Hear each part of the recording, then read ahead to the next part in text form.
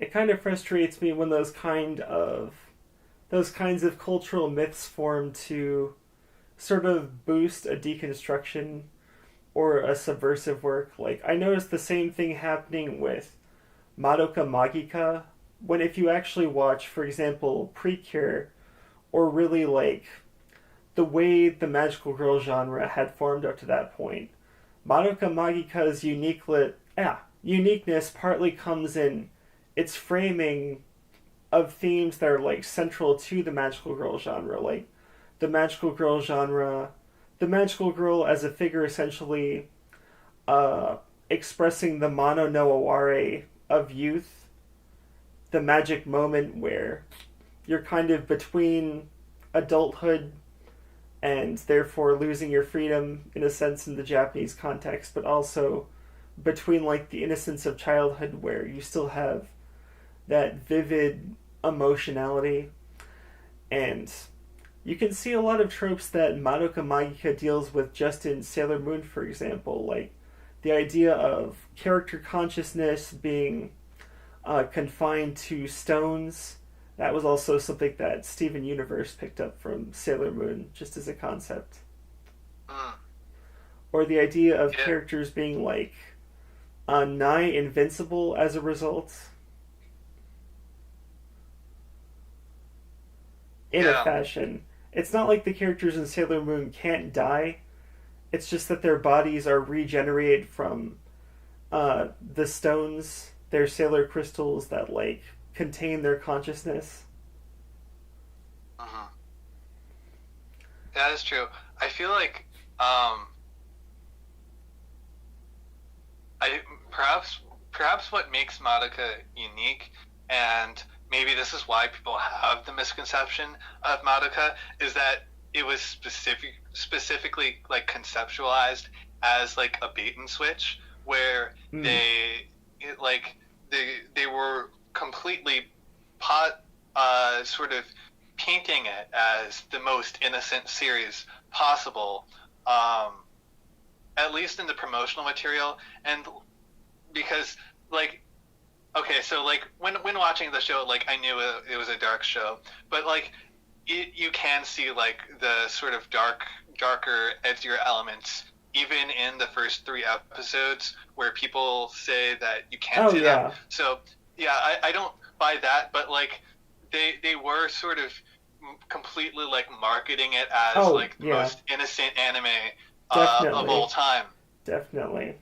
And In the so marketing, yes. yeah, and so I think maybe part of the reason this misconception exists is because of like the initial marketing of the show. Mm. But you can tell just in the way that it's written that Generabuchi is a seasoned screenwriter because he does. You can definitely see like the save the cat pattern in what he's doing. Like he takes the very first page of the very first script to set the mood of the story and give you the major dramatic question in the hook. Yeah, yeah. It's also interesting Um, to me to place it side by side with, for example, Princess Tutu, which was also based on Faust. Like, Junichi Sato literally ripped images from F.W. Murnau's Faust to use in Princess Tutu, so he definitely knew what he was doing in terms of how that story developed. oh my God, Princess Tutu is so I think I haven't actually gotten a chance to tell you this yet, but I Hmm. think Junichi Sato might be one of my new favorite directors. A Um, because so I watched Princess Tutu and it was excellent. And then I spent a lot of time recently um, watching watching the rest of Aria, and hmm Aria is has become like one of my favorite series of all time. And hmm so I'm like, this guy is a really good director. Oh my God. yep So like he's really good at like creating emotional moments. I think hmm he's really great at like basically like manipulating your emotions, hmm and he's also amazing with like the use of music. So Princess Tutu has a masterful use Mm, of its mm, classical music soundtrack, and absolutely.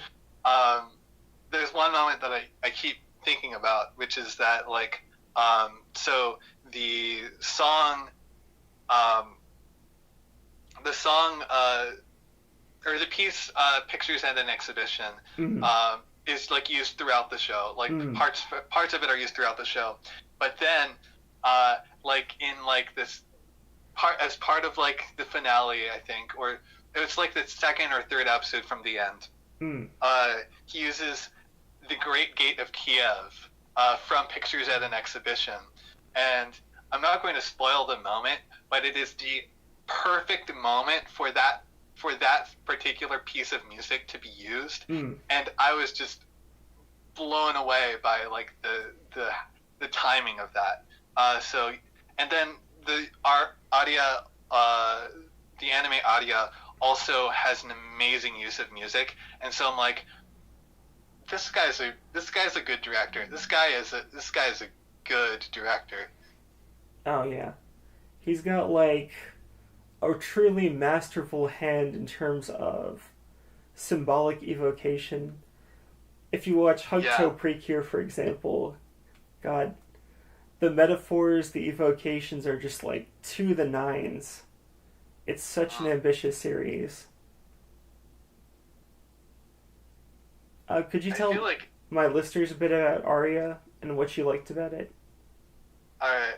So I always have a hard time describing Aria because the concept makes it sound stranger than it is.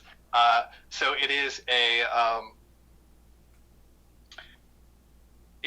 show. It is a show set on a terraformed version of the planet Mars Mm, called Aqua, and uh, on Aqua there is a reconstructed version of the city Venice, and in this reconstructed city of Venice, there instead of the male gondoliers of the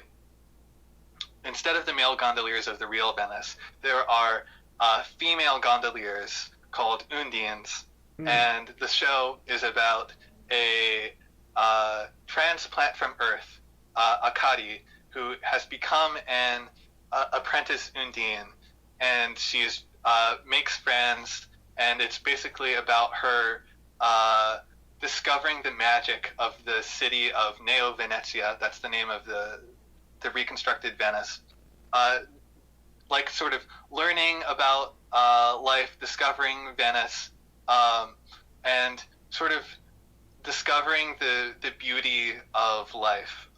And so it is probably the most relentlessly optimistic show that I've ever seen. That's not to say that nothing bad ever happens in it, but everything bad that happens is mitigated or transformed into something beautiful.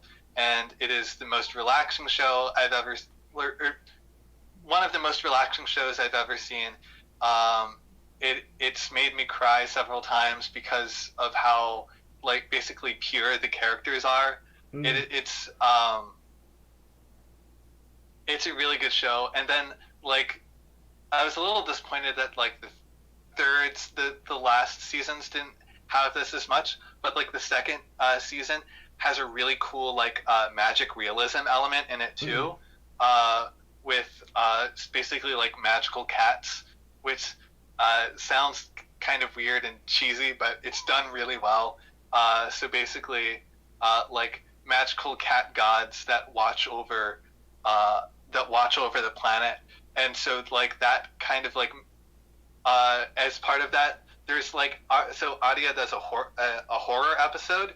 Mm. It is like you would think is like a total like tonal like shift that it's like you would think it'd be really jarring, Mm. but it's actually done like really perfectly and it works with the show. Um, and so I could just go on for like a really long time about how much I love this show because it's so good. Mm. Well,